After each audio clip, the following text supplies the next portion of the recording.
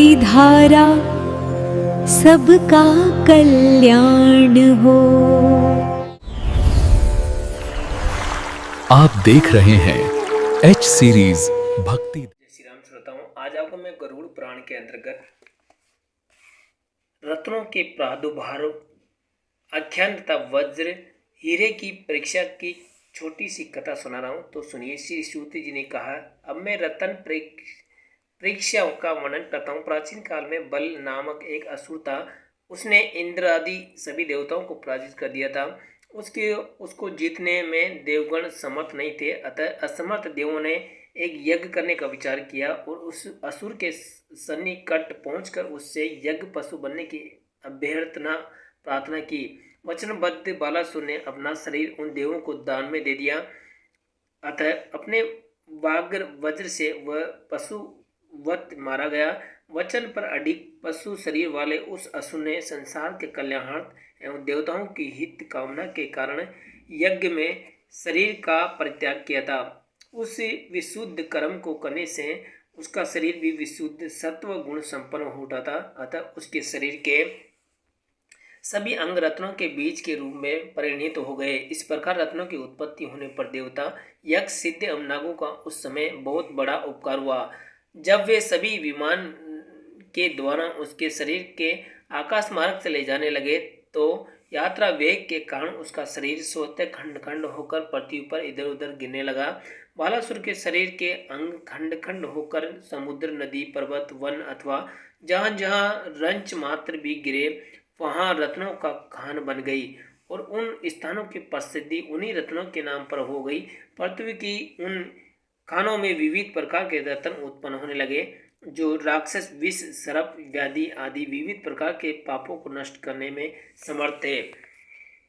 रत्नों के विविध प्रकारों को वज्र, हीरा, मुक्तामणि, पद्म पराग, मरकत, इंद्रनील, वैदूर्य, पुष्पराग, करकेतन, पुलक, रुधिर, स्फुटिक तथा प्रवालादि कहा गया।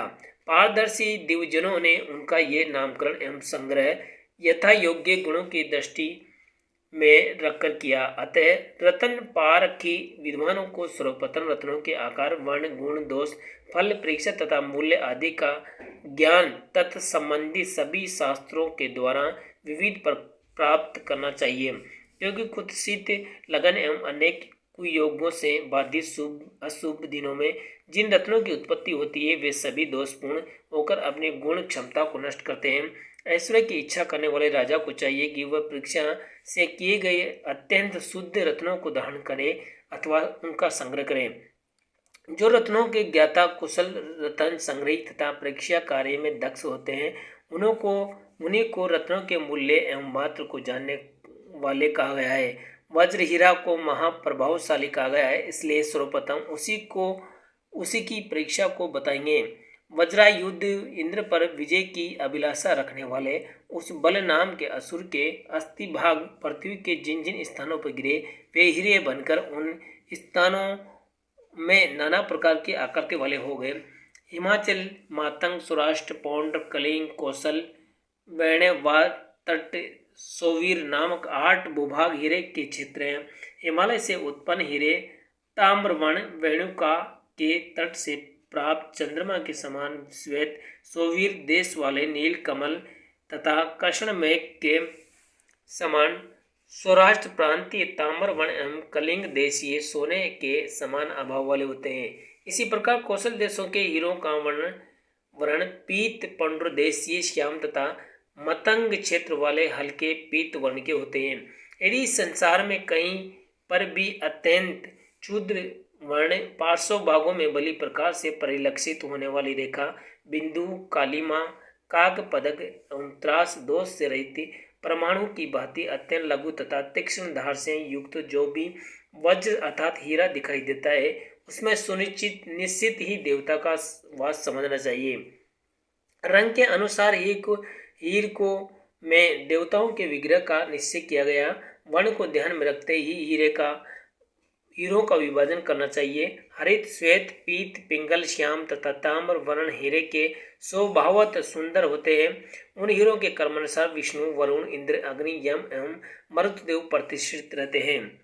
ब्राह्मण के लिए शंख, कुमुद अथवा स्फटिक के समान शुभ्र वर्ण हीरा प्रशस्त होता है। क्षत्रिय के लिए यश, चंद्रलाछन के समान वर्ण वाला, प्रमुपिंगल भूरे वर्ण के धातु शेष के समान वर्ण वाला, विलोचन आंख के तारा के समान वर्ण वाला, वैश्य वर्ण के निमित्त कांत कुमकुम अथवा कदली दल के समान आभा वाला एवं क्षुद्र वर्ण के लिए धोत चांदी के समान अथवा तलवार के सदृश हीरा प्रशस्त है। विद्वानों ने राजाओं के योग्य दो प्रकार के हीरों को उत्तम माना है, जो अन्य लोगों के लिए प्रशस्त नहीं होते, जो हीरा जवा वर्ण तथा प्रवाल के समान रक्त वर्ण अथवा हल्दी रस के सदृश पीत वर्ण का होता है, वह राजाओं के लिए लाभप्रद है। सभी वर्णों का स्वामी होने के कारण अथवा समस्त वर्णों के गुणों को अपने समाविष्ट करने के उद्देश्य से राजाओं को सभी पल कल्याण की इच्छा से उक्त दो प्रकार के हीरों का धारण करना चाहिए। ऐसे हीरों को धारण करना अधिकार अन्य लिए किसी भी प्रकार नहीं है। जिस प्रकार लोक में निम्न एवं उच्च वर्ण का वर्ण सांक्रय दोषावय एवं दुखदायी होता है, रत्नों का वर्ण सांक्रय उसमें भी अधिक दुखदायी होता है। केवल वर्ण मात्र देखकर ही विद्वानों को रत्न का संचय नहीं करना चाहिए, क्योंकि जो गुणवान रत्न होता है वही गुण एवं संपत्ति की वृद्धि करता है। इसके विपरीत गुणहीन रत्न कष्ट का हेतु होता है। जिस हीरे का एक भी श्रंख टूटा हो अथवा छिन्न भिन्न दिखाई दे तो गुणवान होने पर भी धनादि जनों को उसे अपने घरों में नहीं रखना चाहिए। अग्नि समान स्फुटिक विशीर्ण संग भाग से युक्त मलिन वर्ण वाले अथवा मध्य में बिंदुओं से चिन्हित हीरे को धारण करने पर इंद्र भी श्रीहीन हो जाते हैं। ऐसे हीरे के संग्रह करने की लालसा नहीं करनी चाहिए। जिस हीरे का एक भाग अस्त्र शास्त्र जिसे विदीर्ण क्षत विशत शरीर की अभाव को प्राप्त हो तथा वह रक्त वर्ण से चित्रित हो, तो वैसा ही हीरा इच्छा मृत्यु से संपन्न शक्तिशाली व्यक्ति की भी शीघ्र मृत्यु को रोक नहीं सकता। ऐसे हीरो को धारण नहीं करना चाहिए।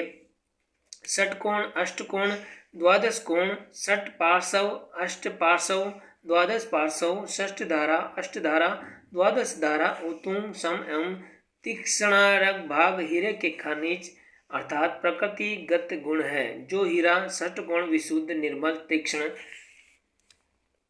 धार वाला लघु सुंदर पार्श्व भाग से युक्त एवं निर्दोष है तथा इंद्राय दूध वज्र के समान स्फुट अपनी प्रभाव को विकीर्ण करने में समर्थ हो, तो अंतरिक्ष में भी स्थित वह हीरा इस पृथ्वी लोक में सुलभ हो नहीं है।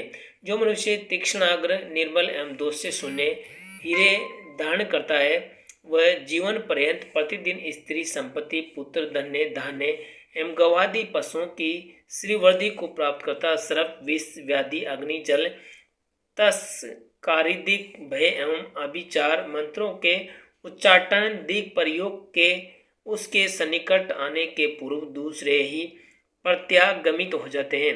यदि हीरा सभी दोषों से रहित तथा भार में 20 तंडुल के बराबर हो, तो मणिशास्त्र के पंडितों ने उसका मूल्य अन्य हीरों की अपेक्षा द्विगुण अधिक कहा गया है। पूर्वोत्तर मणि परिमाण में 3 भाग, अर्धभाग, चतुर्भाग, त्रयोदशांश एवं 30वां अंश, 8वां अंश, 19वां अंश, शतांश एवं सहस्त्रांश भाग न्यूनाधिक होने पर मूल्य का निर्धारण भी उसके समान ही न्यूनाधिक होता है। 8 गौर सरसों के दोनों के भार के बराबर एक तंडुल का भार होता है। जो हीरा सभी गुण संपन्न होता है वह जल में डालने पर तैरता है, वह सभी रत्नों में श्रेष्ठ होता है, उसी को धारण करना उचित है। जिस हीरे में अल्प मात्र भी स्पष्ट एवं अपष्ट दोष होता है, तो स्वाभाविक मूल्य की अपेक्षा उस हीरे को मनुष्य दशांश कम मूल्य में ही प्राप्त कर लेता है। जिस हीरे में छोटे अथवा बड़े अनेक दोष प्रकट होते हैं, उस हीरे का मूल्य स्वाभाविक मूल्य की अपेक्षा शतांश ही माना गया है। अलंकार के रूप में प्रयुक्त हीरे में यदि किसी भी प्रकार का दोष परिलक्षित होता है, तो अपेक्षाकृत उसका मूल्य बहुत ही कम हो जाता है। यदा कदा जो हीरा सबसे गुण संपत्तियों से परिपुष्ट माना जाता है, वही बाद में दोष युक्त हो जाता है। को ऐसे दोषपूर्ण हीरे से बने आभूषण को धारण नहीं करना चाहिए। गुणहीन होने पर तो मणि भी आभूषण के योग्य नहीं होता। पुत्राप्ति की अभिलाषा रखने वाले स्त्री के लिए सर्वगुण संपन्न होने पर भी हीरा प्रशस्त नहीं होता। दीर्घ चिपटा हर्षों एवं अनन्य गुणों से रहित हीरे के विषय में कुछ कहना भी उचित नहीं है। वह जो दोषपूर्ण होता है हीरे के कुशल विशेषज्ञ लोहे, पुष्प, राग, गोमेद, वैदूर्य, स्फटिक एवं विविध प्रकार के कांचों से हीरे के प्रतिरूप का निर्माण कर लेते हैं। अतः विद्वानों में को कुशल परीक्षकों से उसकी परीक्षा करवा लेनी चाहिए। क्षार द्रव्य के द्वारा उल्लेखन विधि से एवं शाण प्रयोग से हीरा का परीक्षण करना चाहिए। पृथ्वी में जितने भी रत्न हैं अथवा लोहे दिक जितनी अन्य धातुएं हैं, हीरा उन सब में चिन्हांकित कर सकता है, किंतु अन्य कोई भी रत्न या धातु हीरे में चिन्ह करने में समर्थ नहीं है। गुरुता समस्त रत्नों के महत्व का कारण है, फिर भी रत्न शास्त्र के हीरे के विषय में इस निर्देश के विपरीत कहते हैं। पुष्प, राग, गिद्धि जाति विशेष के रत्न दूसरी जाति के रत्नों को काट सकते हैं, किंतु हीरे के कुरुवृंद अपनी ही जाति के रत्नों को काटने में सक्षम होते हैं। हीरे से ही कट सकता है, अतः अन्य रत्नों से वह हीरा काटा नहीं जा सकता। स्वाभाविक हीरे के अतिरिक्त हीर, रक तथा मुक्तादि जितने प्रकार के रत्न हैं उनमें किसी भी रत्न की प्रभा ऊर्ध्वगामिनी नहीं होती। मात्र हीरा ही ऐसा रत्न है जिसकी प्रभा ऊपर की ओर जाती है। यदि हीरा टूटे हुए किनारों से दोष युक्त हो या बिंदु तथा रेखा से समन्वित हो अथवा विशेष वर्ण रहित हो तो इंद्राय युद्ध चिन्ह से अंकित होने पर मनुष्य को धन धान्य एवं पुत्रादि से परिपूर्ण करता है।